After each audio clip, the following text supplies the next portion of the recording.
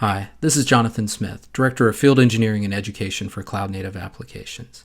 I don't know about you, but I always enjoy origin stories.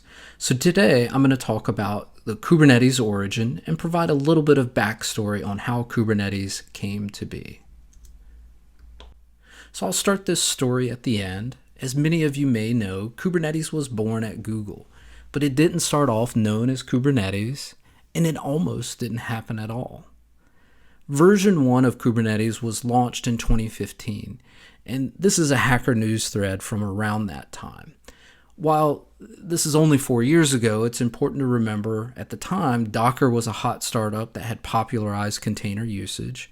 Mesos was an orchestration tool powering Twitter, and it was far from certain that Kubernetes was going to be successful. Now, two things stand out to me from this thread. First, wagering on Google was generally viewed as a pretty good bet. And second, a lot of people mentioned Borg. If we're going to understand Kubernetes, we have to go back at least 10 years prior to 2015 to talk about how Google was managing infrastructure at a scale that was truly remarkable. Google had many successes, not the least of which is Google Search, Gmail, and certainly eventually YouTube. But success isn't all roses and flowers, because quantity has a quality all of its own. At massive scale, when we're talking about things like search and Gmail and YouTube, architectural solutions that worked before may no longer work. Either the scale is so large that things simply break under load, or solving the problem is so expensive, it's just not realistic using traditional means. And so a free product with millions of users, it's expensive. And remember, Google wasn't always one of the most valuable corporations in the world. In the early 2000s, it was still dialing in its revenue, and internet advertising was a relatively nascent thing. Google may not have had an abundance of cash, but it did attract many very talented engineers. So Google created a new goal. They decided to engineer a system that could wring every ounce of performance from its hardware. And not just any hardware, but commodity hardware. And it did so by rethinking its infrastructure and application architecture. And thus, Borg was born. The name Borg is a reference to Star Trek. In the Star Trek The Next Generation, there was an alien race of cybernetic organisms linked in a hive mind known as the Collective that forcibly transformed individual humans into drones through a process known as assimilation. They weren't friendly, but this is really a great name and a metaphor for a cluster management system that's responsible for keeping workloads running that supports millions of users for Google services.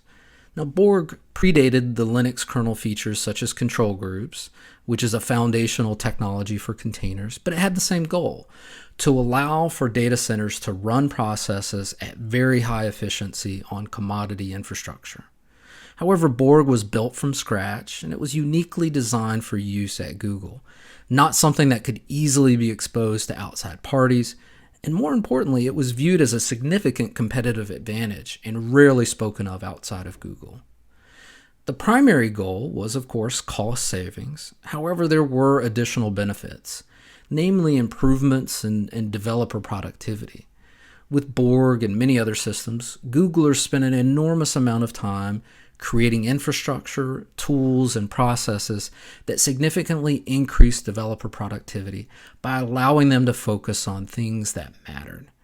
Borg, again, predated C groups, but ultimately was contributed to the open source community, and it made a lot of things possible around containers and containerization.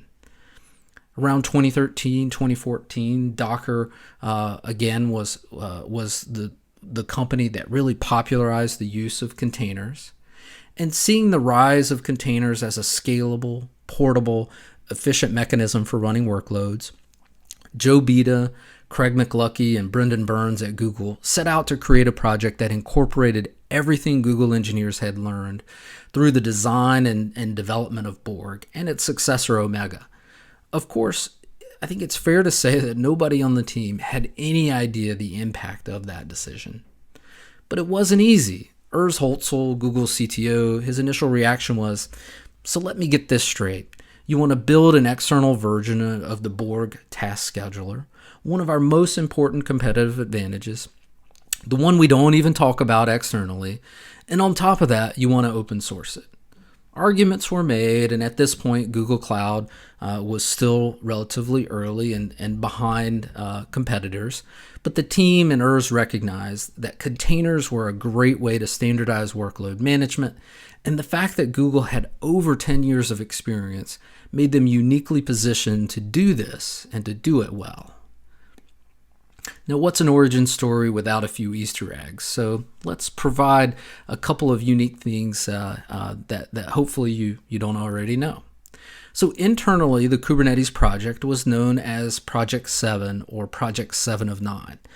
And for those of you who are not Star Trek fans, 7 of 9 was a member of Star Trek Voyager, and she was rescued from the Borg Collective. So by calling the project Project 7, it extended the Star Trek Borg naming theme, but also represented that the project was designed to be a friendlier Borg. In keeping with its name, Project 7 was designed to be used by developers and more easily. That may seem a little bit funny since Kubernetes is still challenging to use for developers, but we're talking about relative terms here. Compared to the massive system that is Borg, there were many improvements made to make container technologies accessible outside the walls of Google and easier for developers to consume. The project was officially launched as an open source project in 2014 as part of the Linux Foundation, and in keeping with the Docker container nautical shipping theme, it was named Kubernetes, which is Greek for helmsman or captain. Unfortunately, that ended the Star Trek naming themes. However, in homage to Project 7, the Kubernetes logo noticeably has 7 points to its wheel.